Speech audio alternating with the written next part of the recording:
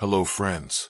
I can see that almost 80% of my viewers watch these videos, but never subscribe. So please hit that subscribe button, give this video a like, and press the bell icon for notifications. And tell me in the comments where you're watching from. I always love knowing where my viewers are watching from. Your support means everything to me. Now, let me share with you some of the most terrifying true horror stories from gas stations in the USA.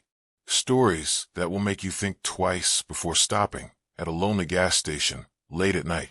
Now, let's begin with story 1. The amber glow of the neon sign flickered against the desert darkness, casting eerie shadows across the empty parking lot. Desert Rose Gas Station, last stop for 100 miles, read the weathered sign that had welcomed countless travelers along this desolate stretch of Route 66 for over 50 years. Inside the small convenience store, Jack Morrison wiped down the counter for the 100th time that evening. At 63 years old, he had been working the night shift at this remote gas station for nearly 2 decades. He had seen everything the highway could throw at him: drunk drivers, road rage incidents, breakdowns in the middle of nowhere, and things that defied explanation. The clock on the wall ticked past 11:47 p.m. when the familiar rumble of an 18-wheeler broke the desert silence. Jack looked up to see a massive Peterbilt truck pulling into the lot, its headlights cutting through the darkness like twin swords. The driver, a burly man named Thomas Davidson from Alberta, Canada, stepped out and stretched his tired limbs. "Evening, partner," Thomas called out as he approached the store. "Fill her up with diesel, and I'll grab some coffee. Got a long haul ahead to Phoenix." Jack nodded and activated the pump. "Sure thing. You picked a quiet night to stop by." As Thomas poured himself a cup of the station's notoriously strong coffee, he glanced out the window at the empty highway. "Don't see many folks out here this late. Road's been dead for the last 100 miles. "That's how we like it," Jack replied, though something in his voice suggested otherwise. "Quiet nights are safer nights." Thomas raised an eyebrow. "Safer? What do you mean by that?" Jack hesitated, his weathered hands gripping the counter. "Oh, just, you know how it is out here. Desert plays tricks on people, makes them see things that ain't there." But before Thomas could ask more questions, the sound of a car engine approaching made both men look toward the highway.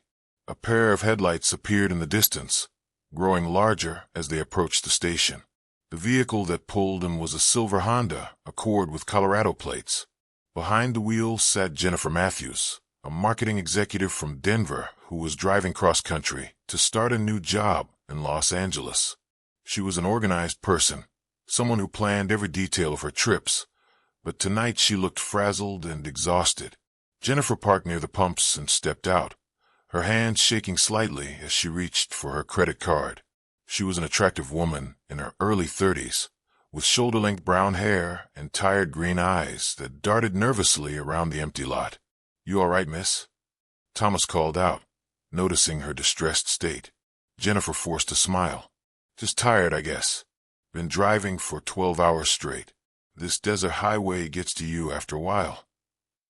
Jack emerged from behind the counter, his instincts telling him something wasn't right. "Where you headed?" "Los Angeles," Jennifer replied, starting the pump.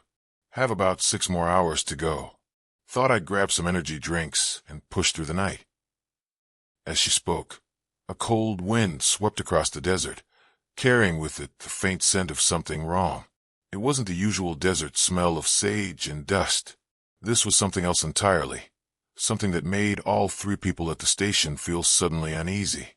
Thomas checked his watch and decided to linger a bit longer. Something about the woman's nervous energy concerned him, and his trucker instincts had kept him alive on the road for 25 years. Inside the store, Jennifer browsed the energy drink section while Jack pretended to organize the cigarette display. The fluorescent lights hummed overhead, occasionally flickering and casting strange shadows on the walls. "You know," Jack said carefully, "if you're planning to drive through the night, you might want to consider staying at the motel about 50 miles up the road. Desert gets mighty cold, and there ain't nothing between here and Barstow." Jennifer shook her head. I can't afford to lose any more time. My new job starts Monday morning, and I've already pushed my arrival date back twice. That's when they heard it. A faint tapping on the window. All three people froze. The tapping came again, soft but insistent, like fingernails against glass. Thomas was closest to the window and peered out into the darkness beyond the gas pumps. "Don't see nothing," he murmured, but his voice carried an edge of uncertainty. The tapping stopped as suddenly as it had started, replaced by an oppressive silence that seemed to press against their eardrums. Even the usual desert sounds, the distant call of coyotes, the whisper of wind through Joshua trees, had ceased entirely. Jennifer paid for her items quickly, eager to get back on the road. But as she walked toward her car, Jack called out to her, "Miss, wait a minute." She turned back, keys in hand. "What is it?" Jack's face was pale in the harsh fluorescent light. "Just be careful out there. And whatever you do, don't pick up any hitchhikers. Not on this stretch of road." "Why not?" Jennifer asked, though something in his tone made her stomach tighten. Thomas moved closer, his massive frame casting a long shadow. "What's he talking about, partner?" Jack looked between them both, clearly wrestling with whether to say more. Finally, he sighed deeply and leaned against the doorframe. "There's something you both should know about this place. About what happens here when the sun goes down." The wind picked up again, rattling the metal signs and causing the overhead lights to sway slightly. In the distance, a coyote howled, a long, mournful sound that seemed to echo the dread building in all their hearts. "About 20 minutes after midnight," Jack continued, his voice barely above a whisper, "she appears. Every night for the past 15 years, like clockwork, standing right there by the edge of the parking lot." He pointed toward a spot near the highway where the asphalt met the desert sand. Even in the darkness, they could make out the faint outline of what might have been a figure, though it could just as easily have been a Joshua tree or a piece of old debris. "Who appears?" Jennifer asked, though she wasn't sure she wanted to know the answer. "Lucy Henderson," Jack said, the name hanging in the air like a curse. 17 years old when she died. Hit and run, right there by the pumps, back in 1978. Driver never stopped, never came forward. She was trying to get home to Flagstaff after her car broke down. Thomas scoffed, though it sounded forced. "Come on, old-timer. You're just trying to spook us with ghost stories." But Jack's expression remained deadly serious. "I wish I was. See, Lucy don't just appear.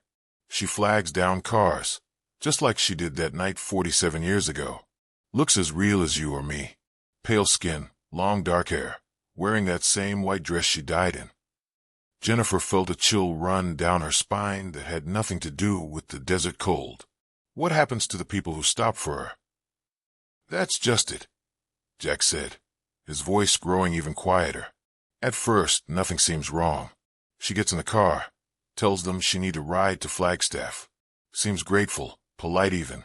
But then," he paused, staring out at the dark highway where the occasional set of headlights would appear and disappear like distant stars. "Then what?" Thomas pressed, despite himself becoming drawn into the story. "Then she starts talking about the accident, about how scared she was, standing out there in the dark, waiting for someone to help her, about how the headlights came so fast she didn't even have time to scream." The fluorescent light above them flickered again, longer this time, plunging them briefly into darkness before sputtering back to life. "And," Jennifer whispered, "and that's when drivers realize something ain't right. They look in their rearview mirror and see her face changing. The grateful smile turns into something else entirely, something angry, something that's been waiting 47 years for justice." Jack's hands were trembling now as he continued. "Most folks, they slam on the brakes and look around, and she's just gone, vanished like she was never there at all. But some drivers, the ones who remind her too much of that hit-and-run driver who killed her, well, let's just say not everyone makes it to their destination." Thomas shook his head. "This is crazy talk. Ghosts don't exist." But even as he said it, his eyes were scanning the empty lot nervously. Something about this place, about the unnatural quiet, and the way the shadows seemed to move independently of any light source, was getting under his skin. Jennifer looked at her watch. 12:15 a.m. "I need to go," she said quickly. "It's getting late." "Wait," Jack called out. "There's more you need to know. The accidents, they always happen the same way. About 5 miles down the road, there's a sharp curve where the highway bends around Devil's Point. Locals call it Dead Man's Curve. Been more crashes there in the last 15 years than anywhere else on Route 66. "Coincidence," Thomas muttered, but his voice lacked conviction. "Maybe," Jack said, "but here's what ain't coincidence. Every single one of those accidents happened to drivers who stopped here first. Drivers who reported seeing a young woman in a white dress asking for a ride. The wind died suddenly, leaving them in complete silence. Even the hum of the fluorescent lights seemed muffled, as if the very air around them was holding its breath. That's when they saw her. At first, it was just a pale shape at the edge of the parking lot, barely visible in the glow of the overhead lights. But as they watched, frozen in terror, the shape began to take on more definite form. She was young, maybe 17, with long dark hair that moved in a breeze none of them could feel. Her skin was alabaster white, almost luminescent in the artificial light. She wore a simple white dress that seemed to float around her slender frame, but it was her eyes that made their blood run cold. Even from a distance, they could see those eyes, dark, hollow, and filled with an anguish so profound it seemed to echo across the decades. "Dear God," Thomas whispered, his trucker bravado completely forgotten. Jennifer's keys slipped from her nerveless fingers, clattering on the concrete. The sound seemed impossibly loud in the supernatural silence. The figure, Lucy, turned her head toward the sound, and for a moment, her gaze met Jennifer's across the empty lot. In that instant, Jennifer felt something cold and alien touch her mind, filling her with images of that terrible night in 1978. She saw it all as if she had been there. Lucy's car breaking down just after sunset, her walking to the gas station for help, finding it closed. The long wait by the side of the road, thumb extended hopefully at every pair of approaching headlights. The relief when someone finally seemed to be slowing down, only to have that relief turn to terror as the driver accelerated instead, the bumper catching her and sending her flying through the air like a broken doll. And the worst part, lying there on the asphalt, broken and dying, watching the taillights disappear into the darkness while her killer drove away without even slowing down. "She's looking at you," Jack whispered to Jennifer, his voice tight with fear. "Whatever you do, don't go out there. Don't let her see you as someone who can help her." But it was too late. Lucy had begun to move, gliding rather than walking across the parking lot. Her bare feet seemed to hover just above the asphalt, leaving no sound, no footprints, nothing to mark her passage except the trail of unnatural cold that followed in her wake. As she drew closer, they could see her more clearly. Her face, which might have been beautiful in life, was marked by tragedy and time. Her skin had the waxy pallor of the dead, and her lips were blue-tinged, as if she had been underwater for too long. But her eyes were the worst part. They held not just sadness, but a desperate, consuming need for something that had been denied to her for nearly half a century. She stopped about 10 feet from Jennifer's car and raised her hand. Her mouth opened, and though they couldn't hear her voice, they could see her lips forming the same words she had spoken to countless travelers over the years. "Please, I need a ride to Flagstaff. My car broke down, and I'm scared to stay out here alone." Jennifer felt herself taking a step forward, compelled by an overwhelming urge to help this lost, frightened girl. It was the same eternal instinct that had made her volunteer at shelters, donate to charities, stop for stranded motorists throughout her life. "No." Jack grabbed her arm, his grip surprisingly strong for such an old man. "Don't listen to her. That's how she gets them. She makes you want to help her." Thomas moved protectively in front of Jennifer, his bulk shielding her from Lucy's direct gaze. "Get in your car and drive away. Now." But Lucy was persistent. She began to circle Jennifer's Honda, her hand trailing along the metal as she moved. Wherever her fingers touched, frost began to form, creating intricate patterns on the car's surface, despite the desert heat that lingered from the day. "Please." Her voice came now, soft and sweet and heartbreakingly young. "I've been waiting so long for someone to help me. Everyone just drives by like I don't exist." Jennifer felt tears forming in her eyes. The girl's pain was so real, so raw, that it cut through her fear like a knife. "Maybe we should." "No." Jack's voice cracked like a whip. "Listen to me, girl. That thing out there ain't the sweet young lady she appears to be. She's been twisted by 47 years of pain and rage. You get in that car with her, you'll never see the sunrise." Lucy's expression began to change. The pleading look in her eyes hardened, and her sweet smile twisted into something altogether more sinister. The temperature around them dropped noticeably, and their breath began to mist in the suddenly frigid air. "You're just like all the rest," Lucy said, her voice now carrying an undertone of menace that made their skin crawl. "You see someone in need, and you turn away. You drive past like I'm nothing, like my life doesn't matter." The fluorescent lights began to flicker more rapidly, and somewhere in the distance, they could hear the sound of metal grinding against asphalt, the ghost echo of that fatal collision decades ago. "That's not true," Jennifer found herself saying, stepping around Thomas despite his protests. "I do care. I want to help you." Lucy's face lit up with desperate hope, and for a moment, she looked like nothing more than a lost teenager again. "You'll take me home? To Flagstaff? It's not far, just a few hours' drive." "Jennifer, don't," Thomas warned, but she was already moving toward her car. "I can't just leave her here," Jennifer said, fumbling for her dropped keys. "She's just a kid. She needs help." As Jennifer unlocked her car door, Lucy glided closer, her white dress rustling in the unnatural breeze. "Thank you," she whispered, her voice filled with such gratitude that it made Jennifer's heart ache. "You don't know how long I've been waiting for someone like you. Someone with a kind heart." Jack made one last desperate attempt. "Miss, I'm begging you. Don't do this. That girl died angry and scared, and she's been feeding on those emotions for decades. She ain't looking for help. She's looking for revenge." But Jennifer was beyond reasoning. The compulsion to help Lucy was overwhelming, drowning out every rational thought in her head.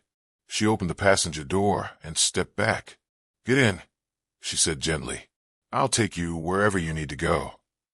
Lucy smiled, and for just an instant, her face looked perfectly normal, just a grateful teenager accepting a ride from a kind stranger. She slid into the passenger's seat with fluid grace, her white dress settling around her like morning mist. "Thank you," she said again as Jennifer closed the door and walked around to the driver's side. "You can't imagine what this means to me." Thomas and Jack watched in horror as Jennifer started the engine. The Honda's headlights cut through the darkness, illuminating the empty highway ahead.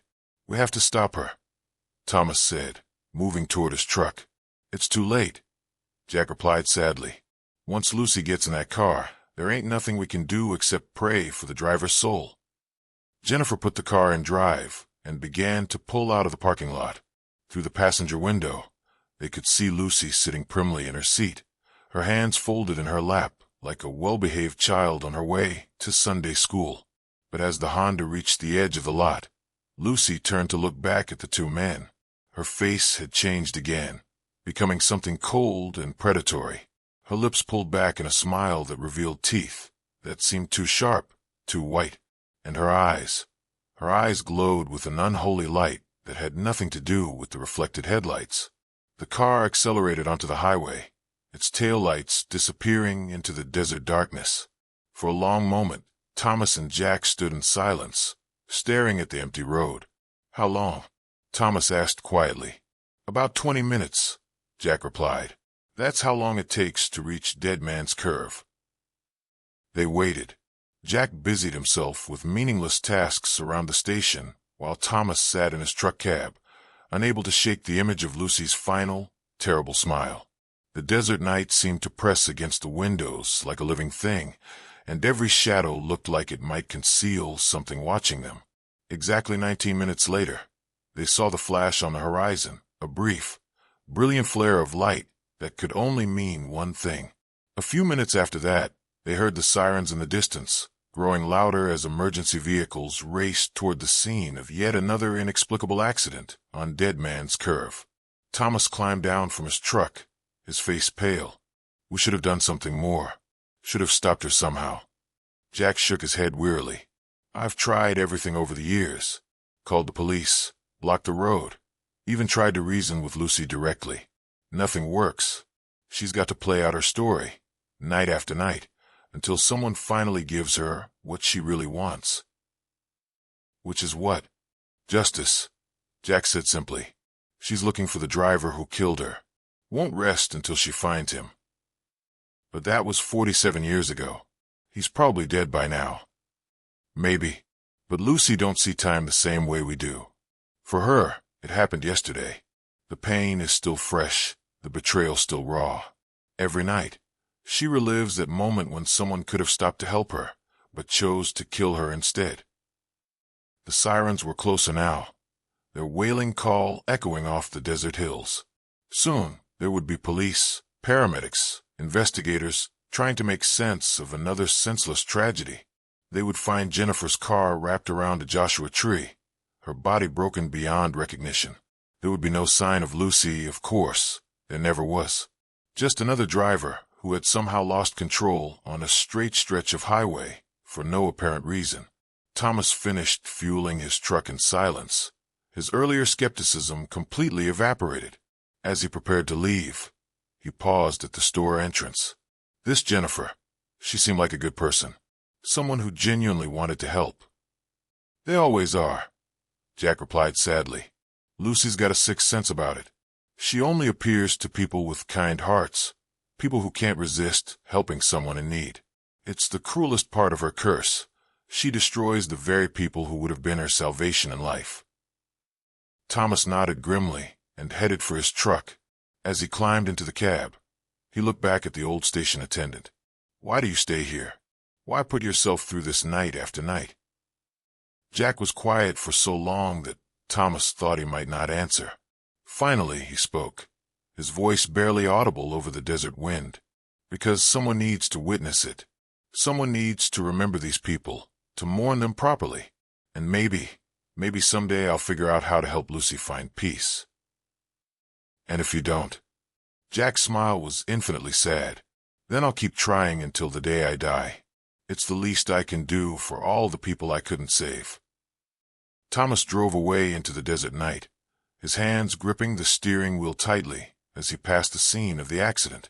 Emergency vehicles lined the highway, their red and blue lights painting the landscape in stark, unforgiving colors. He didn't stop, couldn't stop. The image of Lucy's predatory smile was burned into his memory, and he knew it would haunt his dreams for years to come. Back at the Desert Rose gas station, Jack locked up the store and prepared for the long hours until dawn. He had learned, over the years, that Lucy only appeared once per night. By sunrise, she would be gone, returned to whatever cold dimension she inhabited during the daylight hours. But tomorrow night, she would be back, standing at the edge of the parking lot, waiting for another kind-hearted soul to take pity on a young girl in a white dress who just needed a ride home.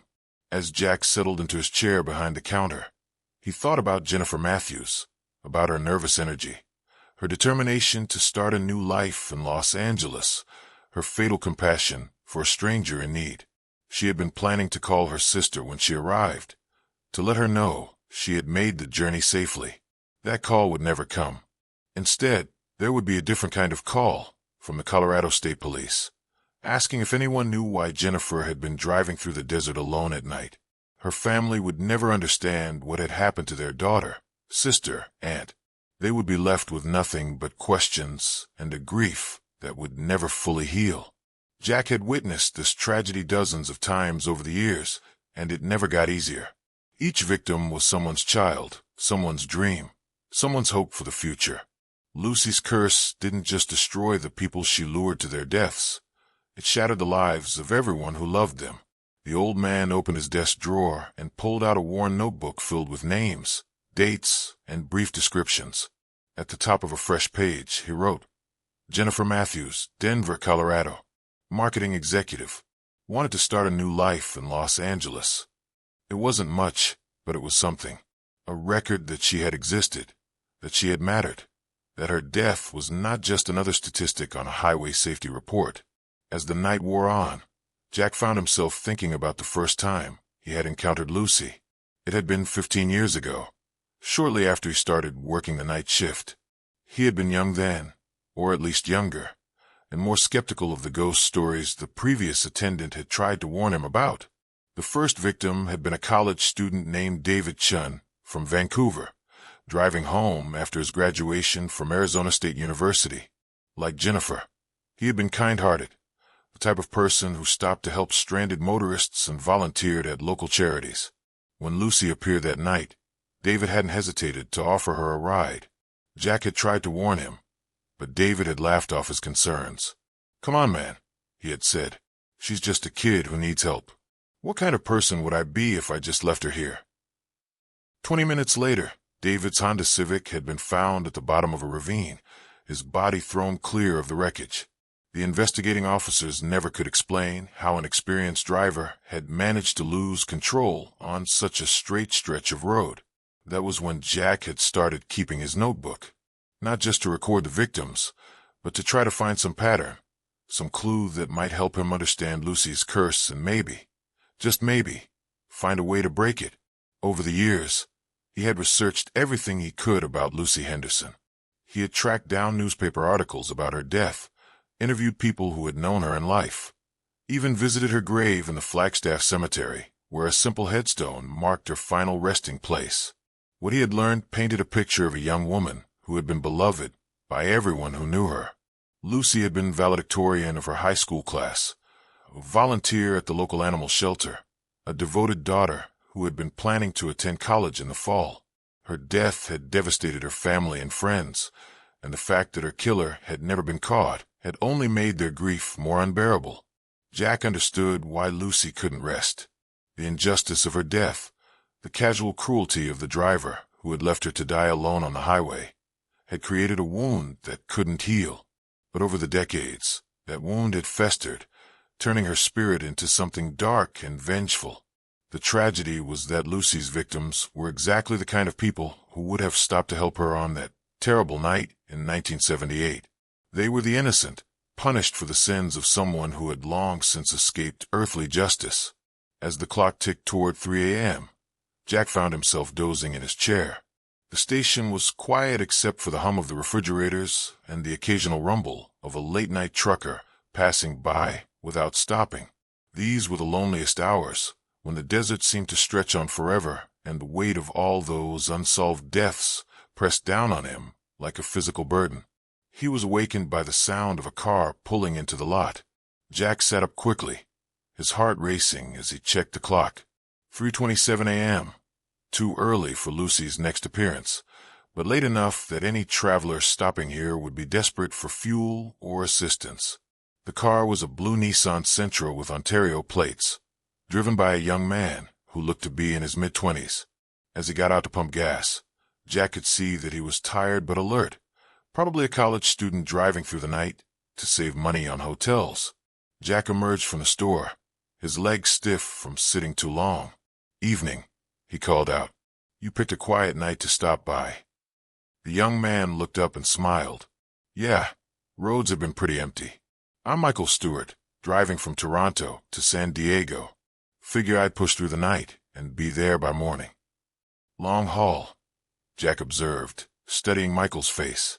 There was something about his open, friendly expression that reminded him uncomfortably of the other victims. "You might want to consider stopping at the motel about 50 miles up. Desert can be dangerous at night." Michael shook his head as he replaced the gas cap. "Can't afford to lose the time. Starting a new job Monday morning, and I want to get there early to find an apartment." Jack's blood ran cold. The similarities to Jennifer's situation were too strong to be coincidental. It was as if Lucy was drawing a specific type of victim to this place, young, hopeful people starting new chapters in their lives, People with too much compassion for their own good. Listen, son, Jack said urgently. I need to tell you something important about this stretch of road. About what happens here after midnight. Michael checked his watch. It's almost 3:30. I should get going. No, wait. Please. Just give me 5 minutes to explain. Something in Jack's tone made Michael pause. The older man's face was etched with lines of worry and fatigue, and his eyes held a haunted quality that spoke of terrible knowledge. Okay, Michael said slowly. 5 minutes.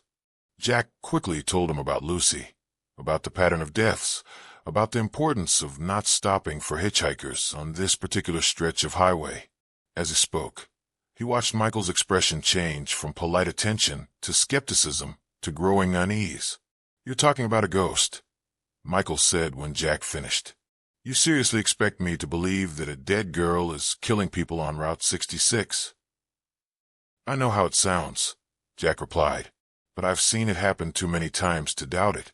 Just please, when you're driving through the desert, don't stop for anyone, no matter how innocent they look, no matter how much they seem to need help.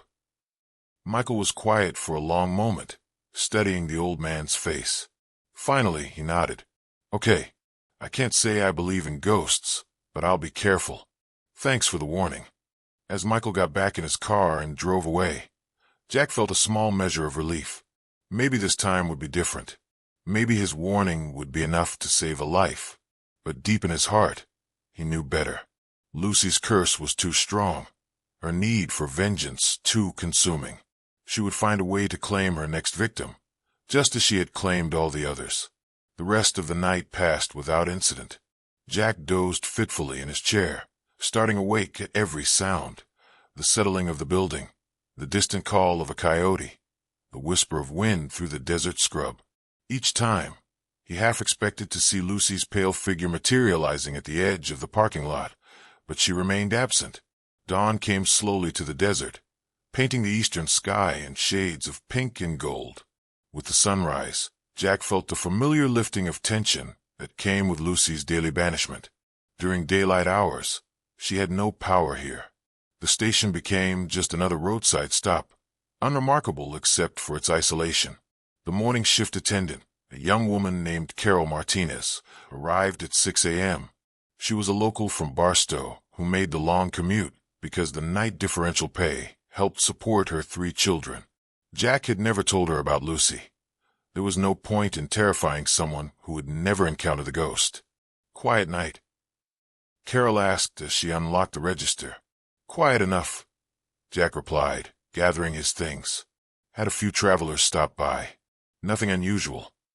As he drove home to a small trailer at the edge of Barstow, Jack thought about Michael Stewart and wondered if his warning had been enough. The young man had seemed sincere when he promised to be careful, but Lucy had ways of making her victims forget their caution. Jack spent the day trying to sleep, but his rest was troubled by dreams of white dresses and accusing eyes. He had been having the same nightmares for 15 years, and they seemed to grow more vivid with each passing month. Sometimes he wondered if Lucy's curse was affecting him too, slowly driving him mad with guilt and helplessness. That evening, as he prepared to return to the station for another night shift, Jack's phone rang. The caller ID showed an unfamiliar area code, and for a moment, he considered not answering. But something made him pick up. Hello, is this Jack Morrison, the attendant at the Desert Rose gas station on Route 66? The voice belonged to a middle-aged woman, and Jack could hear the strain of recent tears in her words. Yes, that's me. Can I help you? My name is Helen Matthews. I'm Jennifer's mother. The police told me that Jennifer stopped at your station the night she died. I was wondering if you could tell me anything about her final hours. Was she okay? Did she seem upset about anything? Jack closed his eyes, feeling the familiar weight of grief settling over him. This was the part he dreaded most. The phone calls from family members seeking answers he couldn't provide, closure he couldn't offer. She seemed tired, he said carefully. Said she'd been driving for 12 hours and wanted to push through the night to reach Los Angeles. She was a very kind person, polite, considerate. That sounds like Jennifer, Helen said, her voice breaking slightly. She always cared more about other people than herself. The police said the accident happened on a curve, but Jennifer was an excellent driver. She'd never been in an accident before. Jack wished he could tell her the truth, that Jennifer had died because she had tried to help someone in need, that her kindness had been turned against her by forces beyond her understanding. But how could he explain something that sounded like a horror movie plot? Sometimes the desert plays tricks on people, he said instead. The isolation, the darkness, it can be disorienting. I suppose, Helen replied, though she didn't sound convinced. I just wish I understood what happened to my little girl. She was so excited about starting her new job, about the future she was building for herself. After Helen hung up, Jack sat in his darkened trailer for a long time, staring at his notebook full of names and dates. Each entry represented a life cut short, a family devastated, a future erased, and he was powerless to stop it. That night, as he unlocked the station and began his shift, Jack found himself wondering how much longer he could bear this burden. He was 63 years old, and the accumulated weight of witnessing so much senseless death was taking its toll on his physical and mental health. His doctor had been urging him to retire, to find a less stressful job, but Jack couldn't bring himself to abandon his post. Who would warn the travelers if he left? Who would remember the victims and bear witness to their final moments? The thought of Lucy continuing her deadly work without anyone to document it, to care about the lives she destroyed, was unbearable. The night was unusually busy for a Wednesday. 3 different vehicles stopped for gas between 10 p.m. and midnight. A family from Phoenix returning from a vacation in Vegas, a delivery driver making a late-night run to Los Angeles, and an elderly couple driving a motor home toward the Grand Canyon. Jack served them all with professional courtesy, while keeping one eye on the clock, waiting for the witching hour when Lucy would make her appearance. At 12:15 a.m., she materialized at the edge of the parking lot, just as she had every night for 15 years. Tonight, her white dress seemed to glow more brightly against the desert darkness, and there was something different about her posture, an eagerness, almost anticipation, as if she sensed that her next victim was already approaching. Jack didn't have to wait long. At 12:43 a.m., the headlights of a blue Nissan Sentra appeared on the horizon, growing larger as they approached the station. Jack's heart sank as he recognized the car. It was Michael Stewart, the young man from Toronto he had warned earlier that morning. Michael pulled up to the pumps and got out, stretching his arms above his head. He looked more tired than before, his eyes slightly glazed from hours of desert highway hypnosis. When he saw Jack emerge from the store, he managed a weary smile. "Hey, it's you again," Michael said. "Told you I'd be careful on the road. Made it this far without any problems."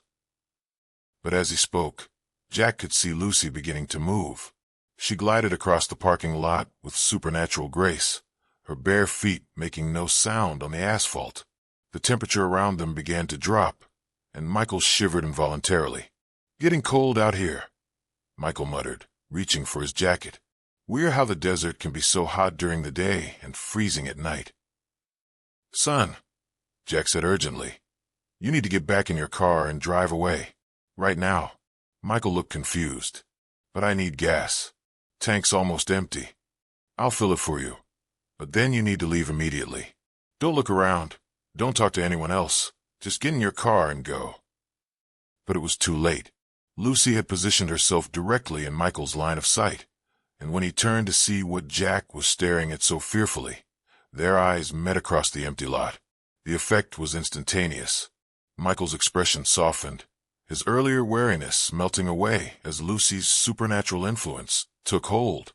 She raised her hand in a tentative wave, and he found himself waving back before he even realized what he was doing. "There's someone over there," Michael said, his voice taking on a dreamy quality. "Looks like she needs help." "No." Jack grabbed Michael's arm, but the young man shrugged him off with surprising strength. "She's just a kid," Michael said, already walking toward Lucy. "Can't just leave her standing out there alone."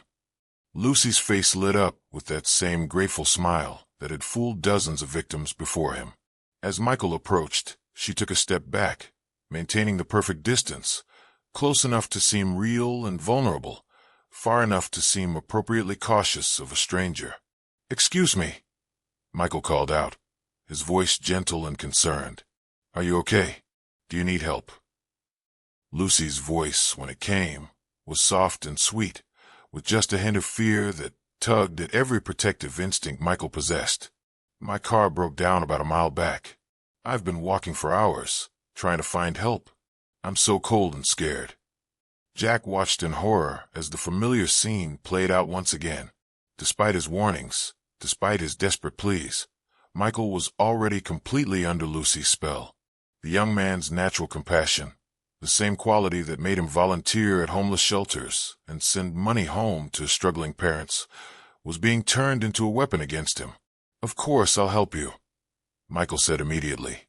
"Where do you need to go?" "Flagstaff," Lucy replied, wrapping her arms around herself as if for warmth. "I live there with my parents. They must be so worried about me." Michael nodded and gestured toward his car.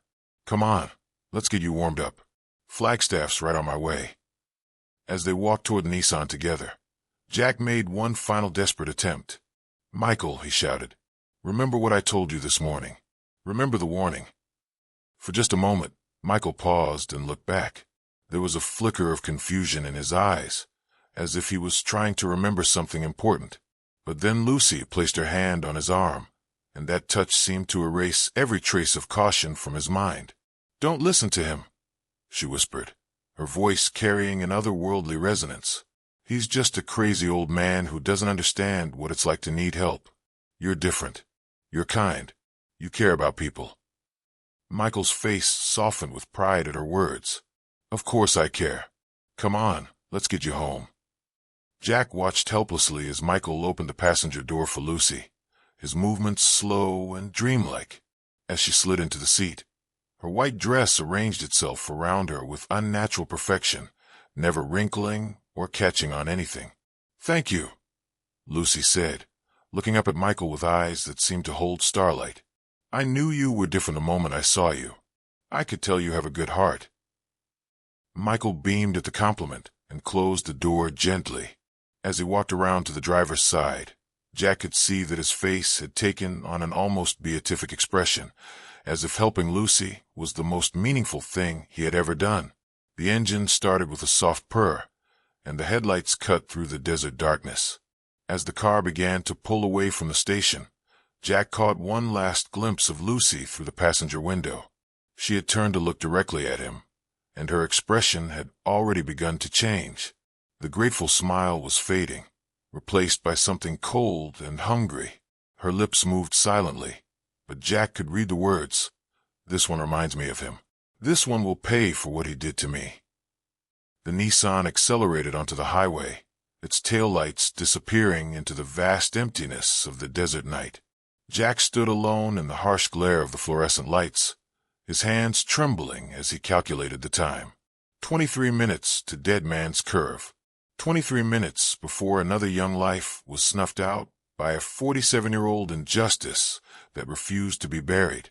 Jack stumbled back into the store and slumped into his chair behind the counter. He felt older than his 63 years, worn down by the accumulated weight of all the deaths he had witnessed.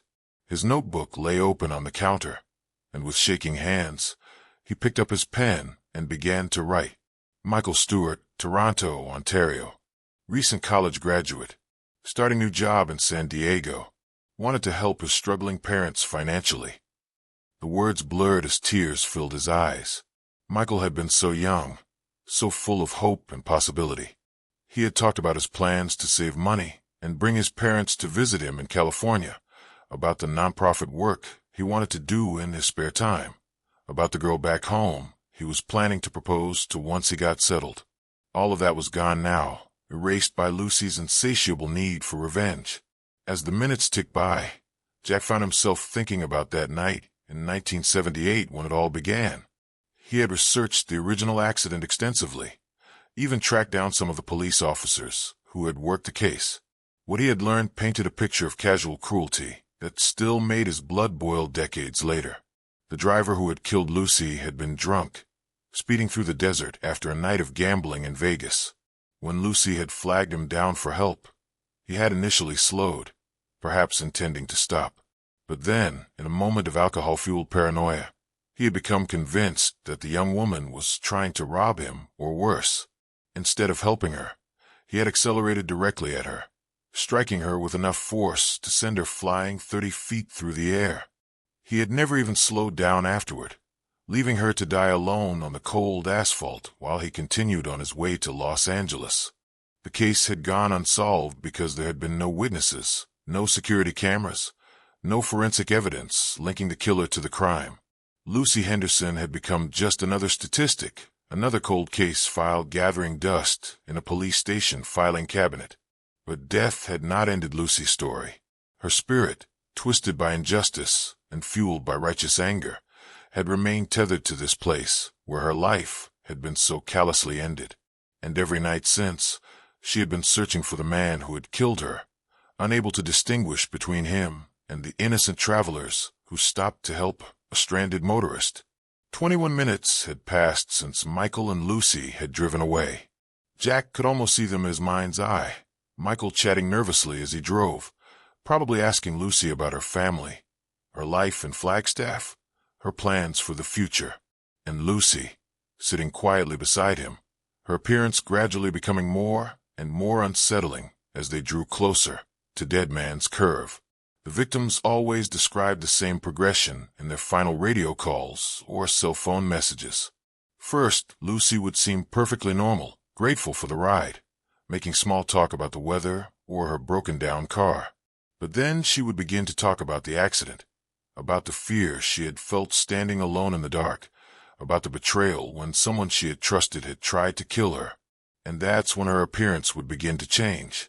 Her skin would grow paler, taking on the waxy pallor of death. Her eyes would sink deeper into her skull, becoming hollow and accusatory. Her white dress would become stained with phantom blood, and the temperature in the car would drop until the driver's breath began to mist. By the time they realized something was wrong, it was always too late.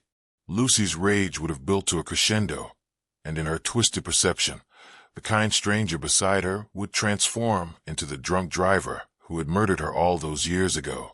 She would grab the steering wheel, her ghostly strength far exceeding anything human, and send the car careening off the road at the exact same spot where her own life had ended.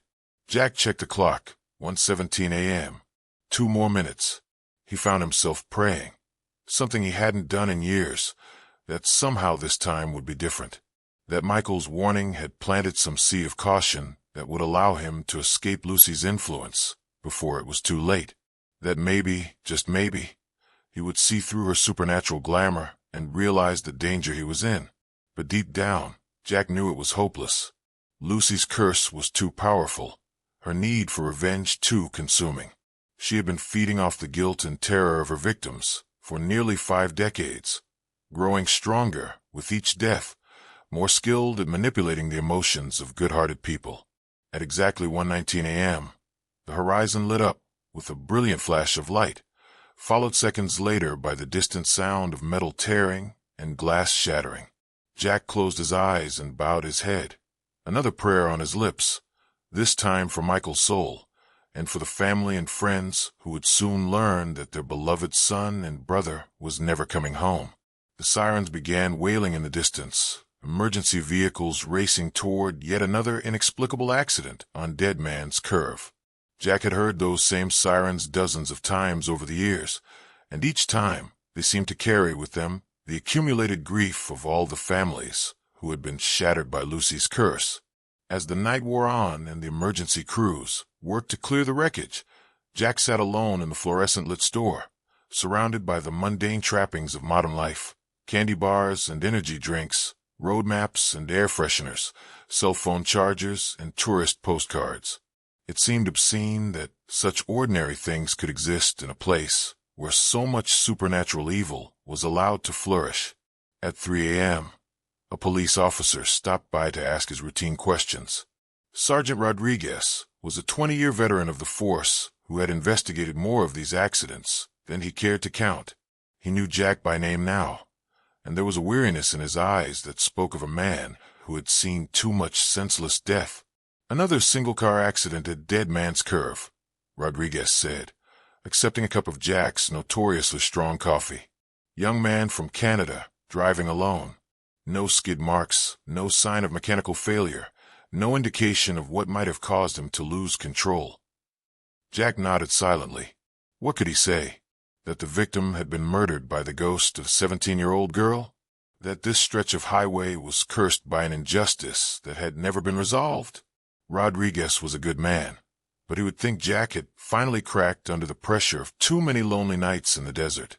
"His name was Michael Stewart," Rodriguez continued. 24 years old, just graduated from university, was driving to San Diego to start a new job. His parents are flying down from Toronto tomorrow to make arrangements. Another family destroyed. Another set of parents who would never understand why their child had been taken from them in such a senseless way. Jack thought about the phone call that had awakened them in the middle of the night, the moment when their world had collapsed around them. He had received similar calls about Jennifer Matthews, David Chun, and all the others over the years.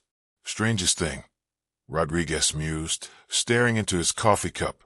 The victim's cell phone was found at the scene. Looks like he was trying to make a call when the accident happened. Last number dialed was his girlfriend back in Toronto.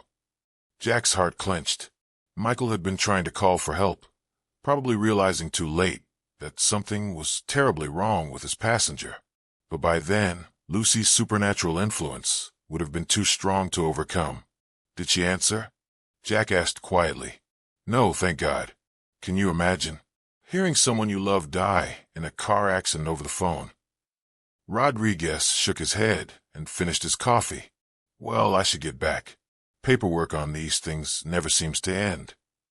After the sergeant left, Jack found himself thinking about Michael's girlfriend, another innocent person whose life had been forever changed by Lucy's curse.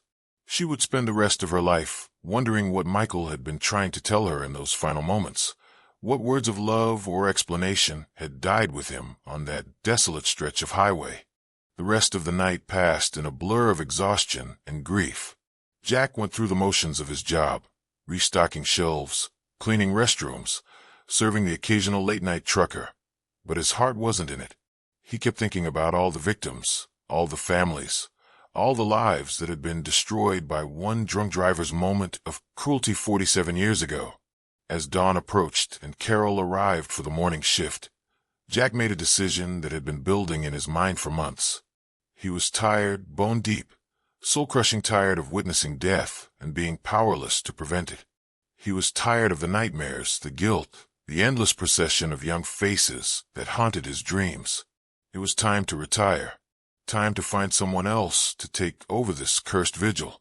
Maybe a younger person would have better luck figuring out how to break Lucy's hold on this place. Or maybe they would simply go mad trying, as Jack sometimes feared he was doing. But as he drove home that morning, Jack knew he couldn't just abandon his post without trying one more thing. There had to be a way to help Lucy find peace, to break the cycle of vengeance that had claimed so many innocent lives. He had spent 15 years documenting her crimes. Now it was time to research her life, to understand what she needed to finally rest. Over the next several days, Jack threw himself into genealogical research with an intensity that surprised him. He visited libraries, contacted historical societies, and even hired a private investigator to help track down information about Lucy's family and the original accident investigation. What he discovered gave him the first glimmer of hope he had felt in years. Lucy's parents, Robert and Margaret Henderson, had never given up searching for their daughter's killer. They had spent their life savings hiring private detectives, offering rewards, and pressuring the police to keep the case active. Margaret had died in 1995, but Robert had continued the search until his own death in 2003. But most importantly, Jack learned that the drunk driver who had killed Lucy was still alive. His name was Frank Morrison, no relation to Jack despite the shared surname, and he was now 78 years old, living in a nursing home in Las Vegas. The private investigator had uncovered evidence, witness statements, police reports that had been misfiled, Even a deathbed confession from Morrison's drinking buddy, who had been in the car that night, that conclusively proved Morrison's guilt. The statute of limitations had long since expired, and Morrison was too old and sick to face prosecution, even if it hadn't. But Jack realized that justice and legal punishment weren't necessarily the same thing. Maybe what Lucy needed wasn't to see her killer imprisoned, but simply to confront him, to hear him acknowledge what he had done and express remorse for the life he had destroyed. It was a long shot, but it was the only plan Jack had. Using his vacation time, Jack drove to Las Vegas and visited the Sunset Manor nursing home where Frank Morrison lived. He found the old man in the common room, slumped in a wheelchair, staring blankly at a television program he didn't seem to be following. Morrison was a pathetic figure, thin and frail, his once robust frame wasted by age and illness, his mind increasingly clouded by dementia. Jack introduced himself as a researcher looking into old traffic accidents and gradually steered the conversation toward that night in 1978. At first, Morrison seemed confused, unable to remember details from decades past. But when Jack mentioned Lucy's name and described the accident, something shifted in the old man's eyes. "The girl in the white dress," Morrison whispered, his voice barely audible. "I dream about her sometimes.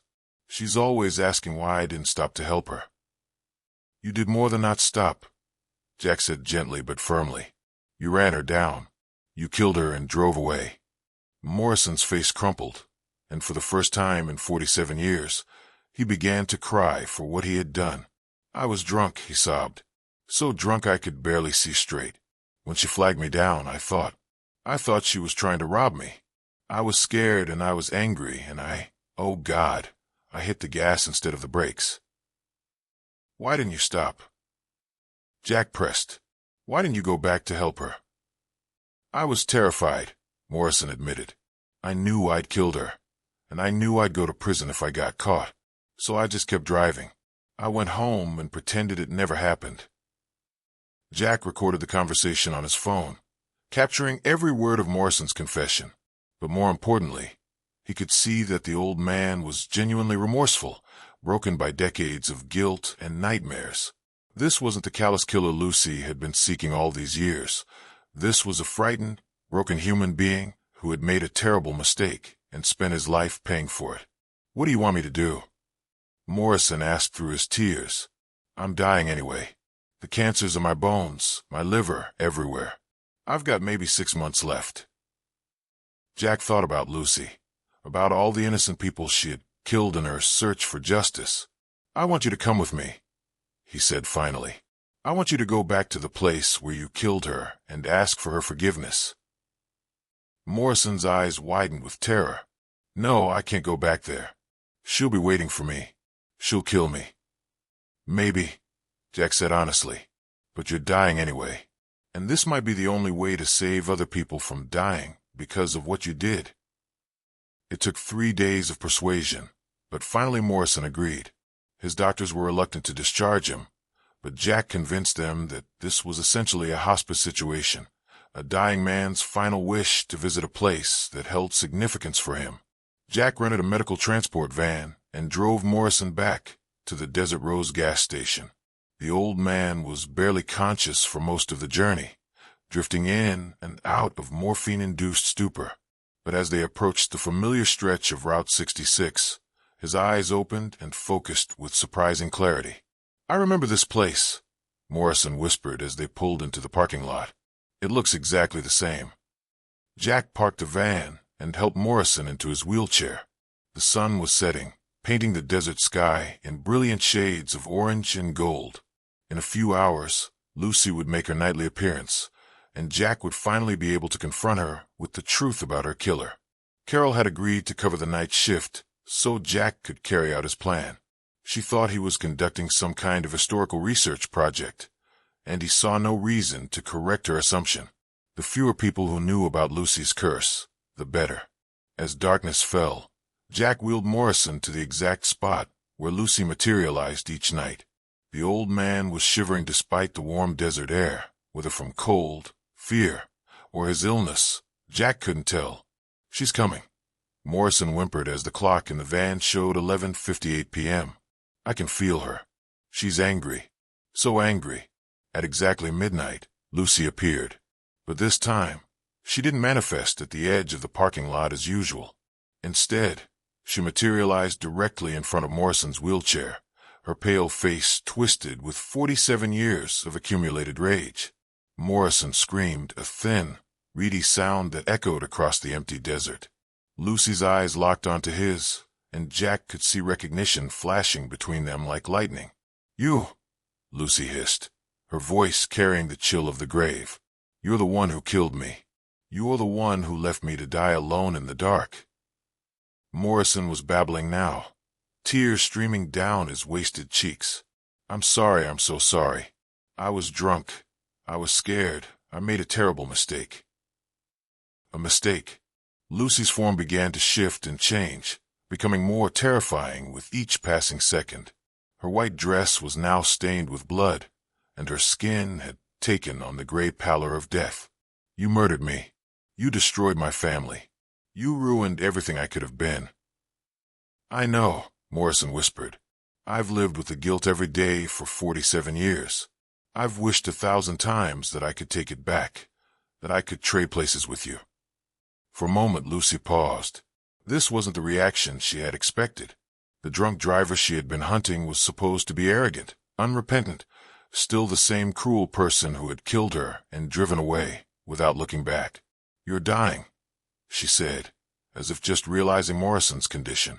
Yes, he replied simply. Cancer. Maybe 6 months left, probably less.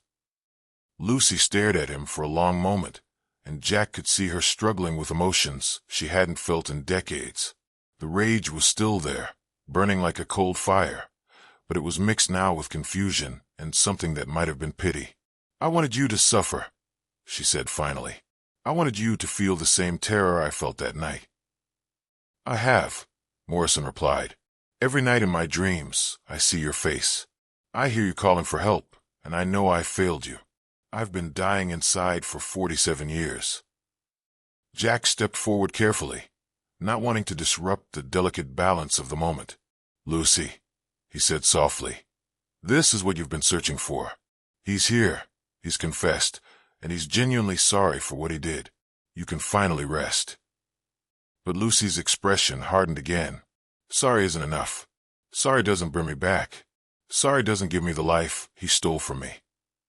No, Jack agreed, but continuing to kill innocent people won't bring you back either. All you're doing is creating more victims, more families destroyed by senseless death. Lucy's gaze shifted to Jack, and he saw a flicker of the young woman she had been in life. Intelligent, compassionate, someone who would have been horrified to learn she was causing the very kind of suffering she had endured. They remind me of him, she said, but her voice lacked its earlier conviction. They all remind me of the person who killed me and drove away. No, Jack said firmly. They remind you of yourself. They're good people who stopped to help strangers in need. They're exactly the kind of person you were when you were alive. The truth of his words hit Lucy like a physical blow. She staggered backward, her form flickering between the vengeful spirit she had become and the innocent teenager she had been in life. Morrison wheeled himself forward, his frail hands gripping the arms of his chair. If I could bring you back, I would, he said, his voice barely audible. If I could take your place, let you live the life I stole from you, I'd do it in a heartbeat. But I can't. All I can do is tell you how sorry I am and hope that somehow, someday, you can forgive me. Lucy was crying now, not tears of rage, but tears of grief for all the years that had been stolen from her. I was going to go to college, she whispered. I was going to be a teacher. I wanted to help children, to make a difference in the world. You still can, Jack said. Not in the way you planned, but you can still make a difference. You can choose to stop the killing, to let your spirit rest in peace instead of perpetuating the cycle of violence. For a long moment, the desert was silent except for the whisper of wind through the Joshua trees. Lucy stood before her killer, a young woman frozen in the moment of her death, facing the old man whose drunken decision had destroyed both their lives. Finally she spoke. "I forgive you," she said, the words seeming to cost her enormous effort. "Not because you deserve it, but because I can't carry this hatred anymore. It's poisoned everything I was, everything I could have been." Morrison collapsed in his wheelchair, overcome with relief and gratitude. "Thank you," he sobbed. "Thank you for giving me this gift I don't deserve." As he spoke, Lucy's form began to change again. The bloodstains faded from her dress, and her skin regained some of its living warmth. She looked younger somehow, more like the hopeful 17-year-old she had been on the night she died. "What happens now?" she asked Jack. "Now you rest," he replied. "You've been fighting for justice for 47 years. It's time to let go and find peace." Lucy nodded and turned to look one last time at the gas station where her nightly vigil had begun so many years ago. "Will you remember us?" she asked. "All the people who died because of me?" "I'll remember," Jack promised. "And I'll make sure their families know the truth about what happened to them. They deserve to understand that their loved ones died trying to help someone in need." Lucy smiled, the first genuine smile she had managed since her death. "Thank you for not giving up on me. Thank you for helping me find him." As the first light of dawn began to touch the eastern horizon, Lucy's form started to fade. But instead of disappearing with the angry desperation that had marked her nightly departures for decades, she seemed to be dissolving peacefully, like morning mist touched by sunlight. "I can see them," she whispered as she became increasingly translucent. "My parents, they're waiting for me." And then she was gone, not banished by the sunrise, but finally free to leave this place of pain and find whatever peace awaited her beyond. Morrison died 3 weeks later, quietly in his sleep at the nursing home.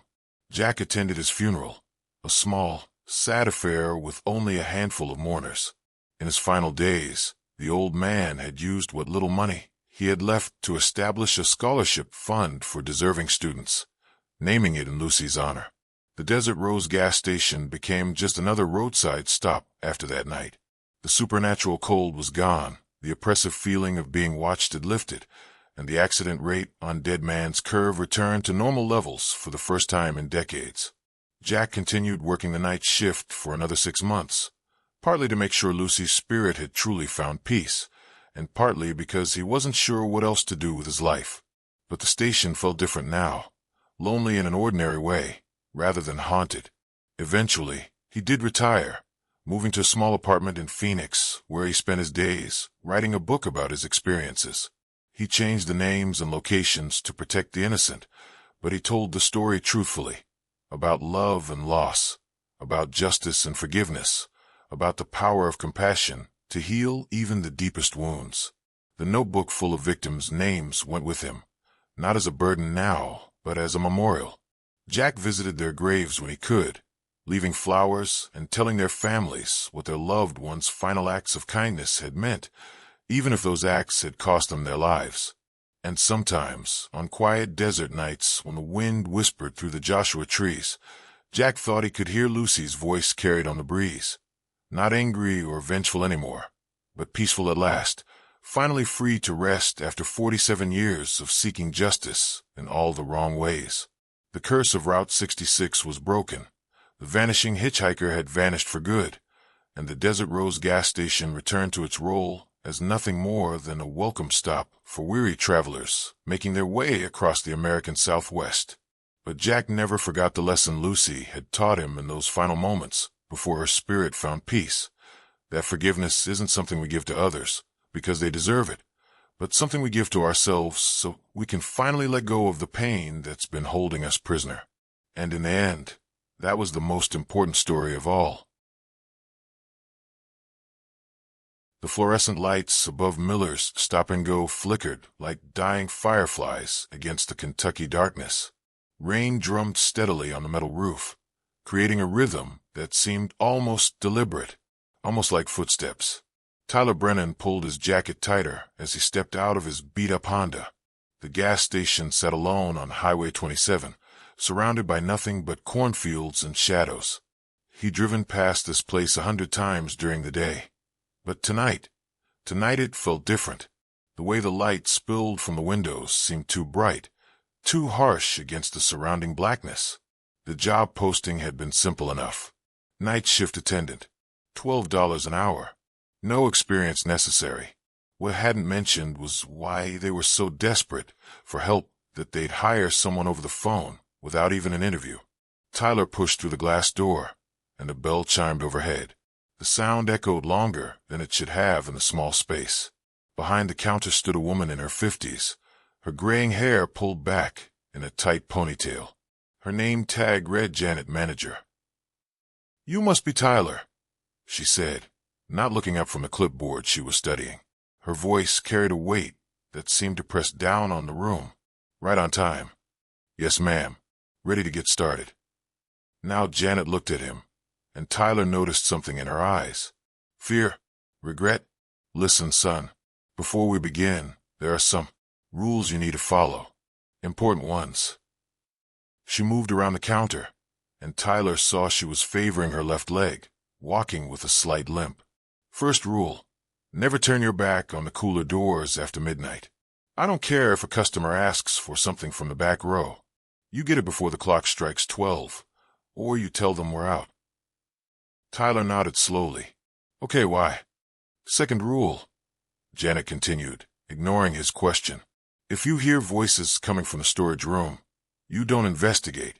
You don't even acknowledge that you heard anything. Just keep doing whatever you were doing." The fluorescent light above them flickered more violently, casting dancing shadows across Janet's face. "And the most important rule of all, if anyone comes in here between 2 and 3 a.m. asking about David and Michelle, you tell them they don't work here anymore. That's all. Nothing else." "Who are David and Michelle?" Janet's hand tightened on her clipboard. "They used to work the night shift. About 28 years ago." She paused, staring at a dark stain on the floor behind the counter that Tyler hadn't noticed before. "They don't work here anymore." Tyler felt a chill that had nothing to do with the October air conditioning. "What happened to them?" "Nothing you need to worry about if you follow the rules." Janet grabbed her purse from under the counter. "The register's already counted. Coffee's fresh. Delivery truck comes at 5 a.m. sharp. Just remember what I told you." As she headed for the door, Janet turned back one more time. "Oh, and Tyler, the security cameras haven't worked properly since 1995. If something happens, you're on your own." The bell chimed as she left, and Tyler found himself alone in the Too Bright store.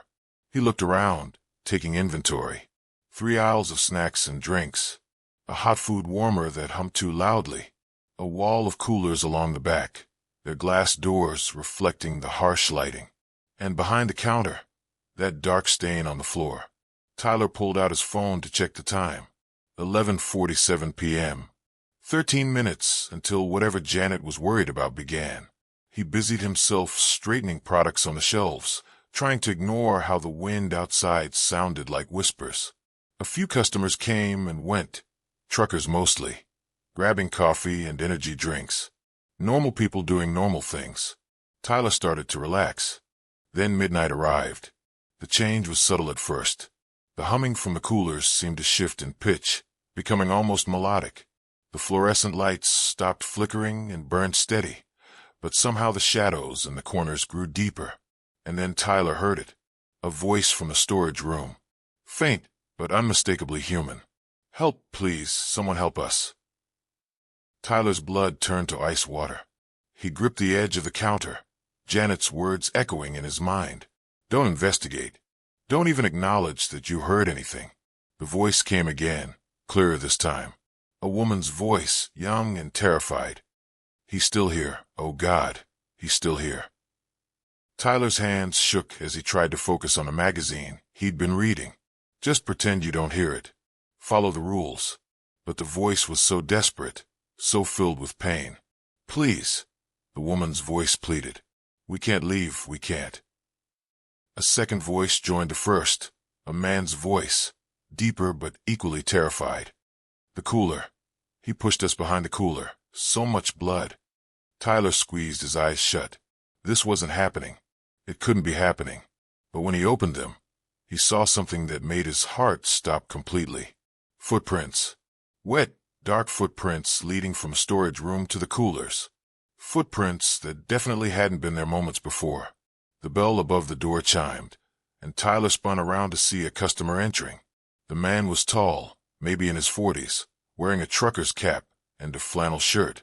Normal enough, except for his eyes. His eyes were too bright, too focused, and they immediately locked onto Tyler with an intensity that made his skin crawl. "Evening," the man said, his voice carrying a southern drawl. "Mighty quiet night." "Yes, sir. Can I help you with something?" The man walked slowly down the first aisle, his boots echoing on the linoleum.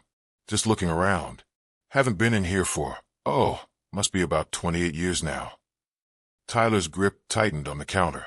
28 years. The same time frame Janet had mentioned. "Say," the man continued, still browsing the shelves with deliberate casualness, "do David and Michelle still work the night shift here?" The question hung in the air like smoke. Tyler's mouth went dry. Rule number 3. The most important rule. They don't work here anymore," Tyler managed to say. The man stopped walking.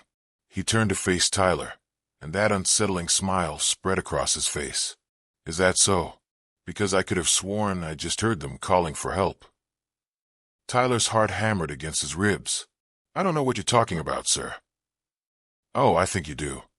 The man started walking toward the counter, each step measured and deliberate. They were good kids. David was studying engineering. Michelle wanted to be a teacher, had their whole lives ahead of them. Tyler reached for his phone, but his hands were shaking so badly he could barely hold it. "Look, mister, I think you should leave." "Leave?" The man laughed, but there was no humor in it. "But I haven't finished my shopping yet. Haven't even been to the coolers." As if on cue, the voices from the storage room grew louder, more desperate. "Don't let him get to the coolers. That's where oh God, that's where The man's smile widened. They always did talk too much. Tyler bolted for the door, but somehow the man was already there, blocking his path. Up close, Tyler could see that the man's flannel shirt wasn't just dirty. It was stained with something dark and old. Now, the man said softly. "No need to run. I just want to visit my old friends." The lights in the cooler section began to flicker wildly. The glass doors fogged up, and then Tyler saw them. Handprints. Dozens of handprints appearing on the inside of the glass, as if someone was trapped behind the drinks and desperately trying to get out. "David," a woman's voice screamed from the coolers. "Michelle, get out. He's here." But it wasn't coming from a storage room anymore. The voices were coming from behind the glass doors, mixed with the sounds of struggle, of violence, of pure terror. The man walked calmly toward the coolers, and with each step he took, the temperature in the store seemed to drop 10 degrees. Tyler's breath began to mist in front of his face. 28 years, the man said conversationally. 28 years I've been waiting for someone to work a full night shift. Someone to witness the truth of what happened here. Tyler pressed himself against the wall, trying to become invisible. "What do you want?" The man stopped in front of the cooler doors. The handprints were everywhere now, accompanied by faces pressed against the glass from the inside. Young faces, terrified faces. A man with dark hair and kind eyes. A woman with freckles and a smile that should have been bright but was twisted with fear. "I want them to understand," the man said, placing his hand against the glass. "I want them to know that they can never leave. That they'll always be here, working the night shift, just like I am."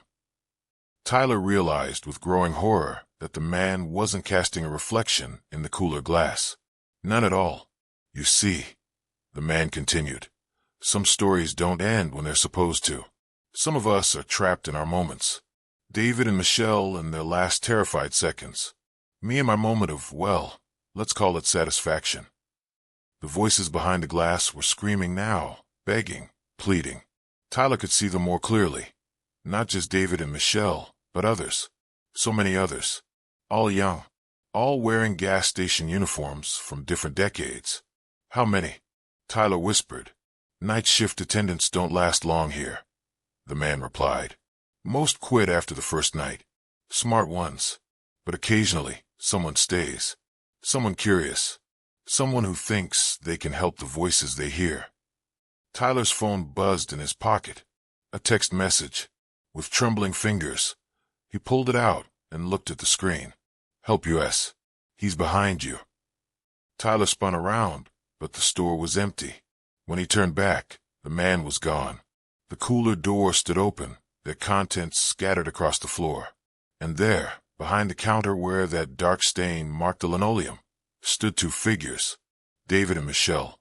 They looked exactly as they must have 28 years ago, young and full of life, except for their eyes. Their eyes held the weight of nearly 3 decades of terror. He's not gone, Michelle whispered, her voice echoing strangely in the empty store. He never leaves. He just waits. We tried to warn them, David added, his gaze fixed on something behind Tyler. All of them, but they never listened to the rules. Tyler felt a presence behind him, felt hot breath on his neck despite the freezing temperature of the store. When he turned around, the man was there, closer than before, his smile wider than any human smile should be. Welcome to the night shift, the man said softly. Permanent position. Tyler tried to run, tried to scream, but his legs wouldn't move. The fluorescent lights began to flicker again, faster and faster, until the store strobed like a broken movie reel. And in those moments of darkness between the flashes of light, Tyler saw the truth. The store wasn't empty. It never had been. The aisles were full of people in gas station uniforms from different eras. The 1970s, the 1980s, the 1990s, the 2000s. All young, all terrified, all staring at him with eyes that had seen too much. The night shift never ends here, the man explained, his voice seeming to come from everywhere at once.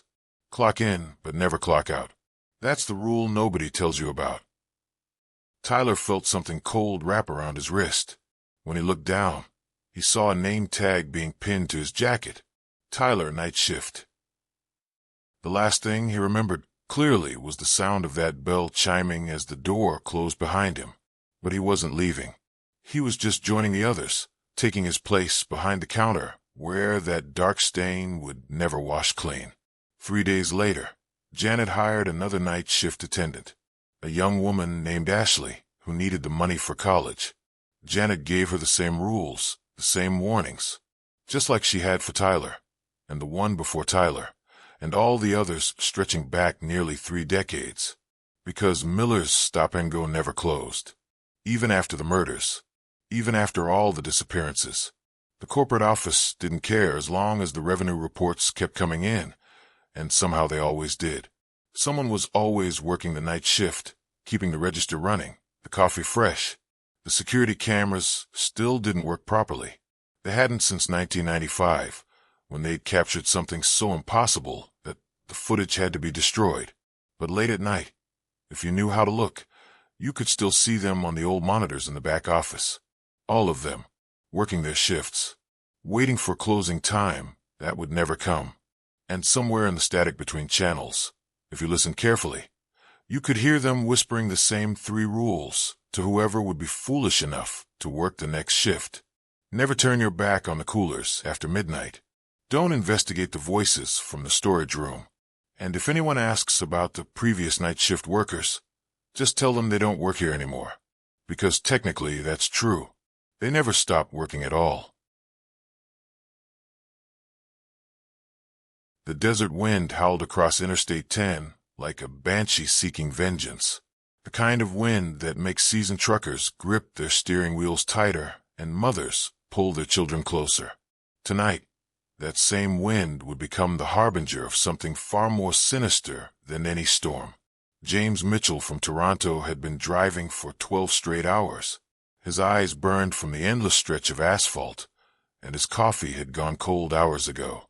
The fuel gauge needle danced dangerously close to empty when he spotted the flickering neon sign of Desert Oasis gas station. Emerging from the darkness like a mirage, he felt a wave of relief wash over him. The station looked like it had been forgotten by time itself. Paint peeled from its walls like dead skin, and only half the overhead lights worked, casting twisted shadows across the cracked concrete. But gas was gas, and James needed to reach Phoenix by morning. He pulled up to pump number 3 and stepped out into the oppressive heat. Even at midnight, the Arizona desert held onto the day's scorching temperature like a fever that refused to break. The silence was absolute, broken only by the distant hum of the station's generators and the occasional creak of metal expanding in the heat. Inside the station, fluorescent lights buzzed overhead like dying insects. The clerk, a gaunt man named William, barely looked up from his magazine. His pale skin seemed almost translucent under the harsh lighting, and his eyes held a strange emptiness that made James uncomfortable. "Pump 3, James said, placing a $20 bill on the counter. William nodded slowly, his movements deliberate and unnatural. "Restrooms around back if you need it," he said in a voice that sounded like gravel grinding against glass. After filling his tank, James decided to take William up on the offer. The restroom was located at the rear of the building, accessible only through a narrow corridor lined with broken vending machines. The door was heavy, made of solid steel that seemed more appropriate for a bank vault than a gas station bathroom. The moment James stepped inside, he heard the door slam shut behind him. The sound echoed through the small space with a finality that sent ice through his veins. He turned to leave immediately, but the door wouldn't budge. The handle turned freely in his hands, but the door remained sealed as if welded shut. He pushed against it with his full weight, then pounded with his fists until his knuckles bled. Nothing. The door had become as immovable as the desert mountains themselves. Panic crept up his spine like a cold serpent. The restroom was windowless, with only a single flickering light bulb providing illumination. The walls seemed to pulse with their own rhythm, and the air grew thicker with each passing minute. James pulled out his cell phone, but there was no signal. The screen showed nothing but static where the bar should be. He tried calling 911, but the phone seemed to absorb his attempts like a black hole swallowing light. Hours passed, or perhaps minutes. Time seemed to stretch and contract, like taffy in the oppressive space. James's throat became parched, and his clothes soaked with sweat. He tried everything he could think of. He screamed until his voice gave out. He threw his body against the door until his shoulder went numb. He even tried to remove the hinges with his car keys, but they wouldn't budge. The worst part wasn't the physical discomfort. It was the sounds that began after what felt like the third hour. Scratching noises came from within the walls, as if something with long claws was trying to dig its way out, or in. Whispers echoed from the pipes, speaking in languages that predated human civilization. The words were incomprehensible, but their meaning was clear. They spoke of hunger, of waiting, of feeding on the fear and desperation of trapped souls. The light bulb began to flicker more violently, casting the small room into alternating moments of harsh brightness and absolute darkness. During the dark intervals, James could swear he saw shapes moving in the corners of his vision. Tall, impossibly thin figures with eyes that burned like dying stars. Just when James thought his sanity would finally snap like a dried twig, the door opened. He stumbled out into the corridor, gasping the desert air like a drowning man breaking the surface. The fluorescent lights of the station seemed blindingly bright after his ordeal. He checked his phone. The time read 6:47 a.m. James rushed to the front counter, where William still sat, reading the same magazine. The clerk looked up with those empty eyes and tilted his head like a curious bird. "Can I help you?" William asked. "I was trapped in your restroom all night," James shouted, his voice cracking with exhaustion and terror. "The door wouldn't open. I've been stuck in there for over 6 hours." William's expression didn't change. He looked at James with the same mild interest one might show a confused tourist asking for directions. "Sir, you just walked in here 2 minutes ago to pay for gas," William said calmly. "You haven't been anywhere near the restroom." James stared at him in disbelief. "That's impossible. I've been trapped in there since midnight. Look at me.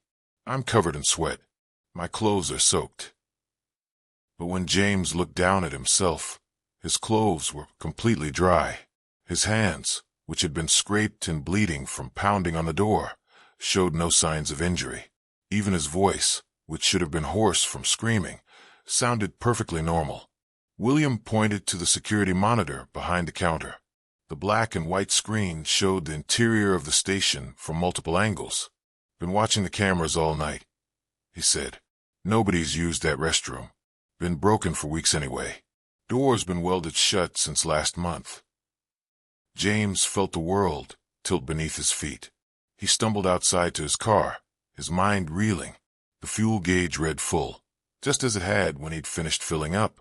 But according to his phone, it was indeed nearly 7 in the morning. As he drove away, James caught one last glimpse of William in his rearview mirror. The clerk had stepped outside and was watching him leave. In the growing light of dawn, William's shadow seemed to stretch impossibly long across the desert floor, reaching toward James's car like grasping fingers. 3 weeks later, James would learn from a Phoenix newspaper that the Desert Oasis gas station had been closed for over a decade. The building had been condemned after a series of unexplained disappearances in the 1990s. Travelers would stop for gas and simply vanish, their cars found days later with full tanks, but no trace of the drivers. The restroom, according to the article, had been sealed after investigators found evidence of something that the paper couldn't or wouldn't describe. The local sheriff was quoted as saying only that some doors should never be opened and some thirsts should never be quenched. But James knew the truth that the newspaper couldn't print. He had experienced something beyond explanation, something that existed in the spaces between seconds, in the void between reality and nightmare. The Desert Oasis wasn't just a gas station. It was a feeding ground for entities that existed outside of time itself. And somewhere out there, on the endless stretch of Interstate 10, the neon sign still flickers in the desert night, still calling to tired travelers with empty tanks and full bladders, still offering rest to those who don't know that some rest lasts forever.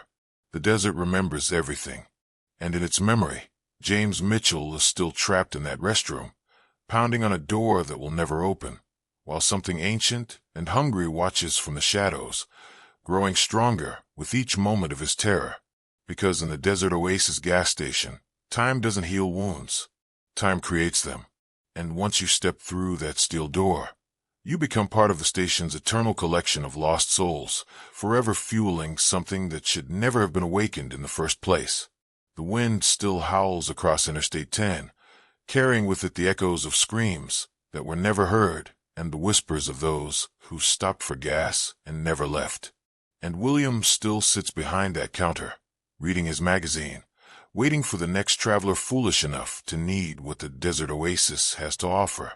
After all, everyone needs gas, and everyone eventually needs to use the restroom. The question isn't whether you'll stop.